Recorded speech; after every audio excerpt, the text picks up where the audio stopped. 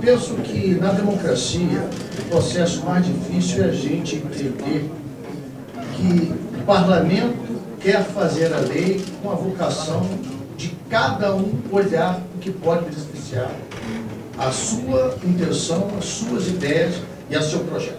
Isso é da democracia. Se a gente não entender que cada um de nós aqui vai ter pensamentos diferentes sobre a ótica da reforma que queremos, nós não vamos conseguir chegar a lugar nenhum. Em primeiro lugar, não precisa ter manifestação na rua para não entender da desvalorização que todos nós temos. Todos os partidos, todas as instituições representativas, do executivo aos partidos, passando pelo parlamento. Nós tivemos uma democracia recente, implantada a partir de 1989, com a eleição do presidente da República, e de lá para cá nós temos, ao longo desses anos, queimando o nosso patrimônio de conquista social.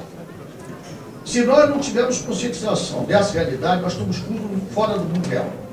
Você tem uma média de 30% a 35% da população que sequer vai votar, ou anula o voto, ou manifesta claramente que não está satisfeita com o processo eleitoral da qual ela está participando. Praticamente é um terço, via de regra, um pouquinho de mais, um pouquinho menos, em todo o processo eleitoral. Isso é uma constatação clara, real, de que nós temos que discutir com profundidade uma reforma política, em primeiro lugar, e depois eleitoral. E essa reforma não pode visar apenas a próxima eleição. Essa reforma tem que visar a próxima geração de brasileiros que queremos formar, que queremos preparar para a participação política.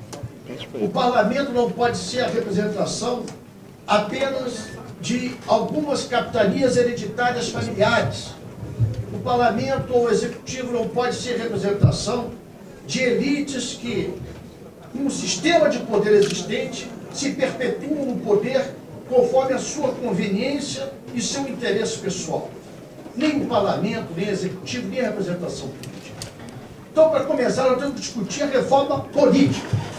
E a reforma política começa para saber que temos que ter partidos consistentes, conscientes e com propostas ideológicas a apresentar à população. Eu não quero discutir se tem que ter 400 mil assinaturas, 425, 426.714, que a gente sabe como se colhe a assinatura. A gente sabe como se leva as pessoas para uma plateia. A gente sabe como se consegue maioria e como se é minoria. Nós já tivemos de todos os lados nesse processo. E eu, por acaso, tenho 35 anos de vida pública, 35 anos no mesmo partido, que está completando 35 anos dia 26 de maio, que é o partido da minha vida, que é o PDT. Eu já vi vários filmes nesse processo. E a cada ano que a gente fala em qualquer tipo de mexida em reforma política e eleitoral, esbarra cada um de nós nos seus vícios, nas suas visões pequenas, de olhar apenas para a sua sobrevivência. Se quer fazer uma reforma política para valer, tem que pensar na sociedade, tem que pensar na população, tem que pensar em quem está nos vendo e nos ouvindo, perguntando a gente o que nós estamos fazendo aqui. Se é um processo eleitoral pessoal, apenas para satisfazer meu ego ou do meu partido, não deveria estar aqui. Eu acho que nós temos que começar a encarar com seriedade que não dá em nenhuma democracia de ter representatividade legítima para 34 correntes de pensamento diferentes. Alguém aqui de sã consciência vai acreditar que existe 34 correntes de pensamentos no Brasil para ter 34 partidos políticos? É óbvio que não. Vira o quê? Vira 34 instituições movidas por alguns interesses legítimos e ilegítimos. Qual é o primórdio dessa discussão para mim? É reforma política para tratar para que existe partido, qual a sua proposta, qual a sua ideia, de onde vem, para onde quer ir, o que quer fazer com essa instituição. E os partidos têm que começar a se abrir na sua existência, na sua organização, para que eles possam possibilitar o acesso da população a essa participação, o acesso da população a ver a política como instrumentos de transformação, o acesso para que as pessoas possam verificar em partido parte das ideias que representam e que não são mais. Eu falo com tristeza isso. Eu vejo triste que, infelizmente, até o meu partido tem que agregar dentro do seu partido pessoas que têm conflitos mas históricos com as ideias que o partido tem. E entram no partido por quê? Por causa da conveniência eleitoral.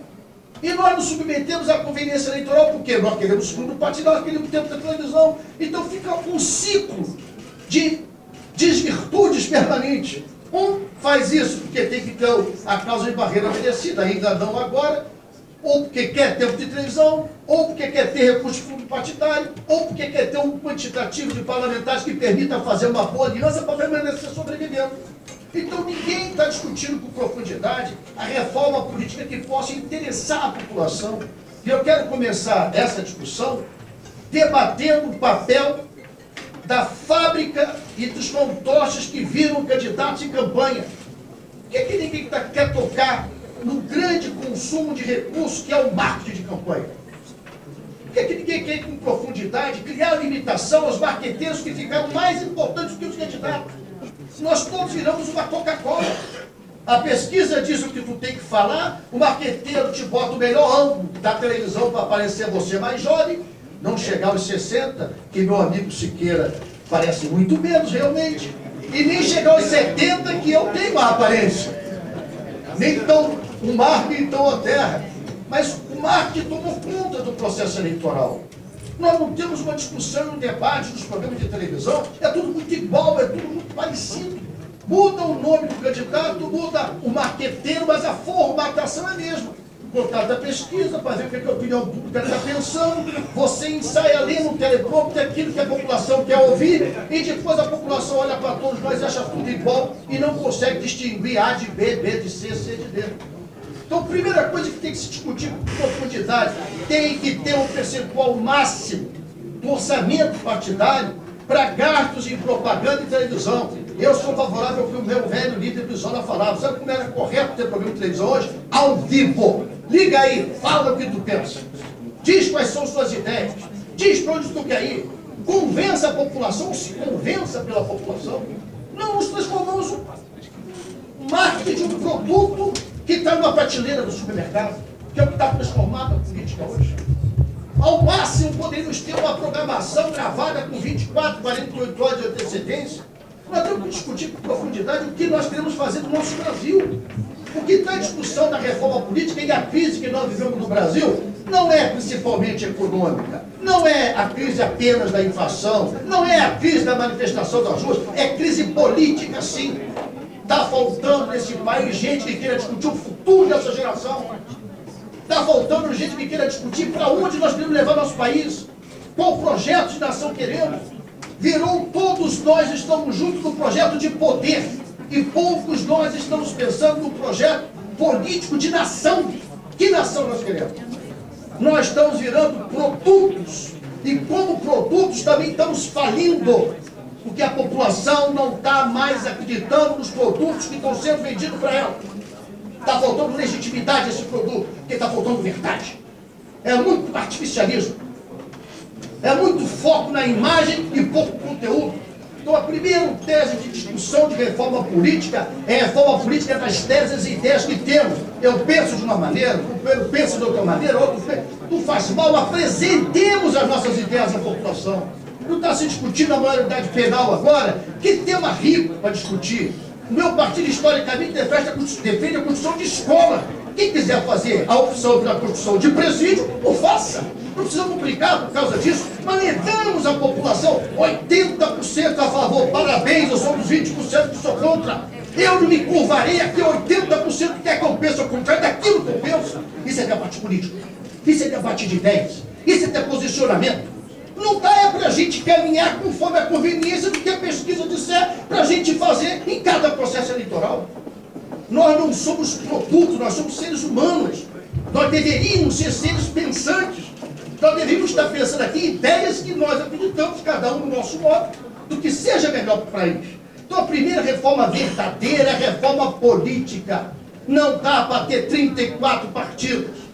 Não é impedir, não é proibir, é da legitimidade, que o povo tem que dar. Por isso eu sou a favor da causa de barreira, de uma maneira paulatina, até no projeto tem isso, começando num patamar mais baixo, tem que se destacar, e não é porque meus companheiros do PC, do P estão aqui, não, porque eu, como trabalhista, também tenho 60 anos de vivência. Antes até do PSB já existia o trabalhismo, e a queixa por não se referenciar ao papel histórico do trabalhismo aqui. fraternalmente. Então, eu quero dizer que nós temos que começar a defender a existência dos partidos pelas suas ideias. Bom, aí vamos tratar da reforma eleitoral. Então, temos que estabelecer um critério que tenha respeito à população, respeito à vontade dessa população, gostando ou não. Perdi a paciência, me conformo, me preparo para disputar a próxima. Então, a reforma eleitoral tem que pensar na próxima geração. Eu sou a favor, sou mais radical nisso, acho que a reforma eleitoral tinha que se mexer nas reformas constitucionais, nas PEC. Tinha que ter 3 quintos, né? 3 quintos para fazer uma emenda à Constituição, tinha que ter 3 quintos. Para que? Para inibir que isso aqui fique uma casa de conveniência eleitoral. A cada eleição, vamos dar, eu perdi deputado, eu ganhei, olha, assim é melhor para mim, eu fico mais forte. Não é isso, gente. Sem hipocrisia, é isso que está sendo feito. Então nós temos que discutir a reforma eleitoral pensando para quantos anos nós vamos fazer essa reforma eleitoral. Então a reforma eleitoral tem que pensar que se ela é para a sociedade, para a geração de brasileiros que vem aí, ou para a nossa conveniência. Se for para a nossa conveniência, vai ter uma briga que não vai acabar nunca. Cada um vai querer puxar para o seu lado. Não, para mim é melhor isso, não puxa para cá. Para o outro é melhor aquilo. Aí vai fazer o quê? Aí sim você tem razão. Vai ser a força da maioria impondo a minoria a sua vontade. Aí está errado. Aí não é democrático.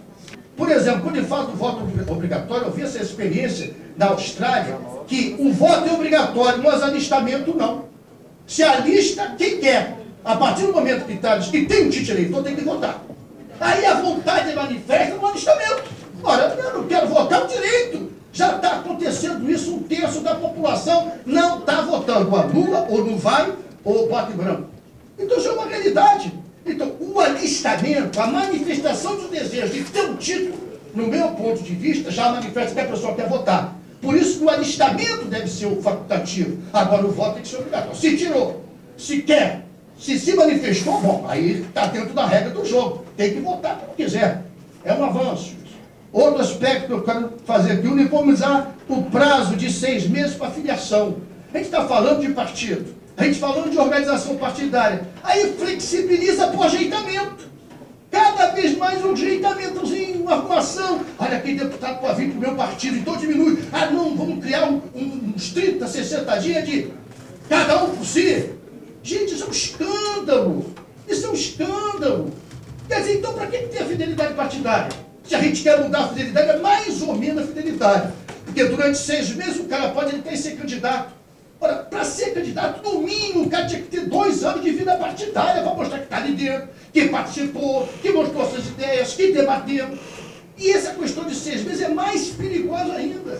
Porque isso não é uma janela, é porta, cozinha, banheiro, sala, quarto. É uma casa inteira para todo mundo fazer o que quiser. Eu não sou dono da verdade, eu vou terminar. Eu só estou dando a minha opinião para debater. Só mais 2 aspectos que eu acho que eu queria levantar aqui. Essa questão da verticalização já existiu. Para fazer partido é muito positivo, se tiver verticalização. Voto em partido dos candidatos do meu partido de vereador a presidente da República. É uma radicalização? É, mas faz partido. Faz partido. Eu vivi a eleição de 82 isso. O pessoal ganhou a eleição voltando do exílio depois de 15 anos, falando que aquele gauchês de carioca mal entendia, né? Ganhou a eleição e fez uma bancada numerosa de deputados federais, de deputados estaduais, de vereadores, por quê? Verticalização, prefeitos, tudo por causa da verticalização. Ali começou a existir o Partido Democrático Trabalhista. Na sua primeira eleição, se não fosse aquela votação, não existiria nunca. O que era? Era a verticalização. Tem que pensar na verticalização com profundidade, se se quer fazer partido. Isso tudo tem que ser discutido com profundidade se se quer fazer reforma política. Se não, companheiro, nós estamos fazendo mais uma reforma eleitoral.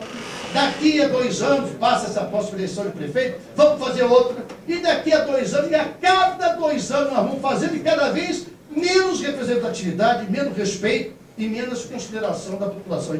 Obrigado, desculpa.